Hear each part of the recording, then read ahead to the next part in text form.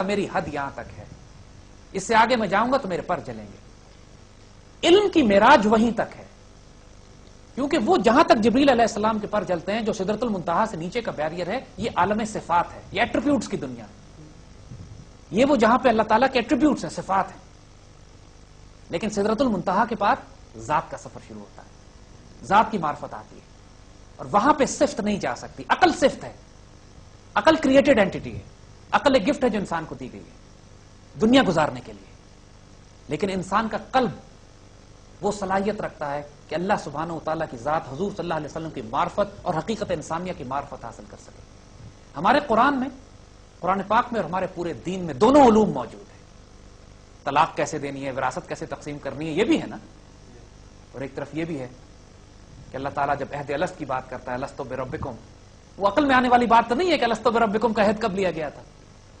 جب اللہ تعالیٰ بات کرتا ہے کہ انی جاعل فی الارض خلیفہ، جب اس وقت کی ساری واقعات اللہ تعالیٰ بیان فرما رہے ہیں، جب شیطان کہتا ہے کہ میں سجدہ نہیں کرتا، استکبرت وکنت من العالین، اللہ نے اس سے پوچھا تم نے تکبر کیا یا تم عالین میں سے تھے؟ اس وقت کے جو واقعات، جنت، دوزخ، آخرت، یہ عقل میں آنے والی باتیں نہیں ہیں، ان کو عقل سے سمجھنا بھی نہیں ہے۔ اسی لیے یہاں پہ یؤمنون بالغیب کی بات کی جاتی ہے۔ عقل کا کام ہے سرنڈر کر دے، عقل کا کام ہے ہتھیار ڈال دے۔ جب وہ اس مقام پہ پہنچ، جب یہ وہ مقامات عقل کے ہیں ہی نہیں، یہاں پر عقل کہتی ہے میں ہتھیار ڈال کے میں ہی مان لے آتا ہوں، میں نے مان لیا جنت کیسی ہے، دوزخ کیسی ہے، جنت بھی ہے، دوزخ بھی ہے، آخرت بھی ہے، حساب بھی ہے، میں نے دیکھا نہیں، اللہ کے رسول نے کہا میں نے مان لیا، ختم بات۔ عقل کا کام ہے یہاں ہتھیار ڈال دینا۔ اقبال فرماتے ہیں عقل ہے تیری سپر، اقبال جو ڈیفینیشن دیتے ہیں ماشاءاللہ، جو فرق بتاتے ہیں، بڑا خوبصورت ہے۔ عقل تمہاری ڈھال ہے، عشق ہے شمشیر تیری، لیکن جو تمہاری تلوار ہے وہ عشق ہے۔ عقل سے تم اپنی حفاظت کرتے ہو دنیا کے معاملات گزارنے، لیکن اگر آگے کا راستہ بنانا ہے اپنا تو وہ عقل سے نہیں ہوگا، عشق سے ہوگا، قلب سے ہوگا، معرفت سے ہوگا۔ دونوں کے ڈومین الگ الگ ہے، دونوں کا رول الگ الگ ہے۔ اور میرے درویش خلافت ہے جہانگیر تیری، اور پھر یہ سمجھ لو کہ پوری دنیا میں، پوری کائنات میں تمہاری خلافت ہے۔ تو جب پوری کائنات میں آپ کی ڈیوٹی اور آپ کا رول ہے، تو پھر آپ کو یہ دیکھنا ہے کہ کس دنیا کے حصے میں میں نے کون سا ہتھیار استعمال کرنا ہے۔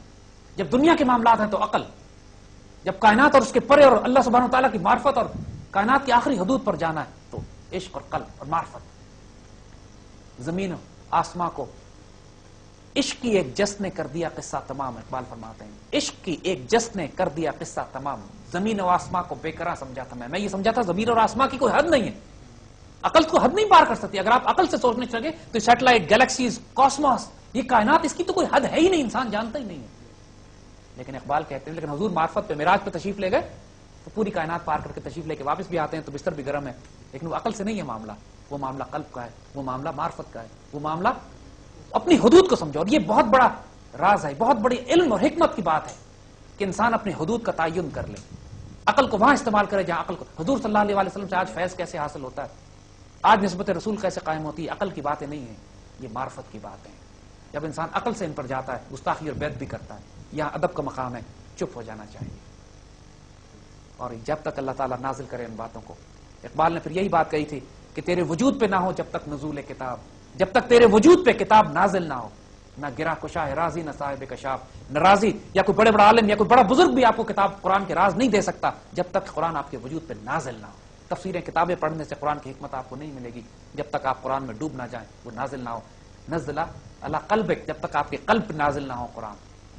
یہ حدود ہیں، انسان جب ان حدود کو جان لیتا ہے، مؤدب ہو جاتا ہے، رسپیکٹفل ہو جاتا ہے، عقل مؤدب ہو جاتی ہے، دل مؤدب ہو جاتا ہے، اور پھر ادب پہلا قرینہ ہے، محبت کے قرینوں میں اس کے بعد راز کھلنا شروع ہوتے ہیں۔ باقی انشاءاللہ بچوں اگلی محفل میں آپ سے بات کریں گے۔ اللہ آپ کا حامی و ناصر ہو، اپنے حبیب حضور صلی اللہ علیہ وسلم کے صدقے، ان کی برکتیں، عافیتیں، رحمتیں آپ پر نازل ہوں۔